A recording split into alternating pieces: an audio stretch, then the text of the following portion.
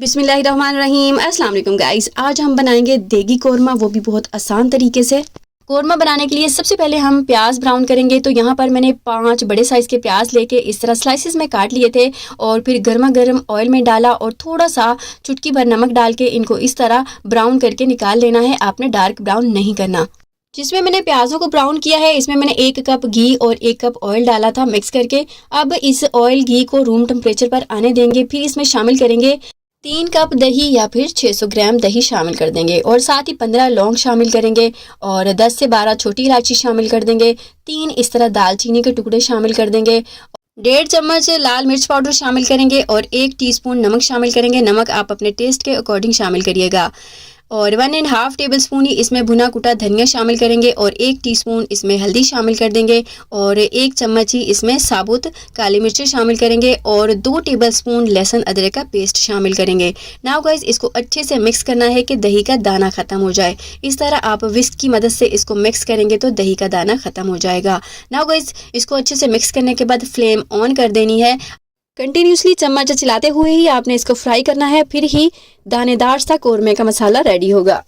ध्यान देने वाली बात यह है कि आपने अच्छे से मिक्सिंग करने के बाद ही फ्लेम ऑन करनी है। अच्छे से मिक्स करने के बाद इसमें शामिल करेंगे 1 चम्मच कश्मीरी मिर्च कलर के लिए। ये मैं भूल गई थी, पहले भी आप डाल सकते हैं। नाउ गाइस, इसको इतना फ्राई करना है कि इसका ऑयल सेपरेट हो जाए, इस तरह दानेदार सा इसका मसाला तैयार हो जाए। ये देखिए कितना ज़बरदस्त सा ये दानेदार सा मसाला कौरमे का बनकर रेडी है।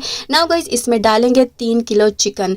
2 किलो मैंने चिकन ले लिया था नॉर्मल और 1 किलो गर्दनें ले ली थी। मुर्गी की जो गर्दन होती है ना, वो मैंने ले ली थी। इस तरह 3 किलो मैंने चिकन इसमें शामिल कर दिया है और इसमें मैंने थोड़े से टुकड़े तेज़पात के शामिल किए हैं। ये ऑप्शनल है, अगर डाल लें तो बेस्ट है, अगर ना डालें तो कोई बात नहीं। नाउ गाइस, इसको अच्छे से मिक्स करना है लाइक दिस। इसके साथ ही गाइस, अगर आप मेरे चैनल पर फर्स्ट टाइम आए हैं तो प्लीज़ सब्सक्राइब कर लें और आप लाजमी बताया करें कि कहाँ कहाँ से मेरी वीडियो देख रहे हैं। अपनी प्रेजेंस भी मस्ट दिया करें, मुझे जानकर अच्छा लगेगा। नाउ गाइस, इसको हमने अच्छे से मिक्स कर लिया है हाई फ्लेम पर। जैसे ही चिकन ने पानी छोड़ा तो हमने इसको 10 मिनट के लिए कवर कर दिया है। नाउ गाइस, 10 मिनट के बाद हम इसको चेक करेंगे तो ये देखें इसमें काफ़ी सारा भी पानी है। ये देखें अभी भी इसमें काफ़ी सारा पानी है। तो हम इसका पानी ड्राई करने से पहले इसमें शामिल करेंगे 20 अदद बादाम, जिनको मैंने पीस कर शामिल कर दिया है। ऐसे ही छिलके समेत पीस लिया है। अगर आप चाहें तो काजू भी शामिल कर सकते हैं। तो बस इसका हमने पानी ड्राई करना है और फिर हम इसमें शामिल करेंगे हमने जो प्याज ब्राउन करके रखे थे। तो इस तरह हाथ की मदद से क्रश करके शामिल करके अच्छे तरीके से मिक्स कर देंगे। बहुत अच्छे तरीके से आपने इसको मिक्स कर लेना है। 1 से 1.5 मिनट फ्राई कर लेना है। ये देखिए कितना ज़बरदस्त सा मसाला लग रहा है। इस स्टेज पर हम शामिल करेंगे 1/2 टेबल स्पून जायफल जवैत्री का पाउडर। इसमें 1 जायफल का टुकड़ा था और छोटा सा जवैत्री का टुकड़ा था और 1/2 टीस्पून ज़ीरा था और 1 बड़ी इलायची ले ली, उसके दाने निकाल लिए थे सिर्फ, और 2 छोटी इलायची के सिर्फ दाने निकाल के अच्छे तरीके से पीस कर पाउडर फॉर्म पे लाके इसमें मिक्स कर दिया है। 2 टेबलस्पून इसमें मैंने केवड़ा वाटर ऐड किया है। अगर आपके पास ज़ाफ़रानी केवड़ा वाटर है तो वो ज़रूर डालिएगा। और तकरीबन 1 टेबलस्पून मैंने इसमें ऑयल शामिल कर दिया था खूबसूरती के लिए, ताकि चिकन खूबसूरत लगे एंड में। और अब इसमें डालेंगे थोड़ा सा दूध और इसको अच्छे से मिक्स कर लेंगे। इस स्टेज पर अगर आपके पास दूध की बिलाई है तो वो भी शामिल कर सकते हैं। और अगर आपने पानी शामिल करना है तो गर्म पानी डालिएगा 1 से 1.5 कप।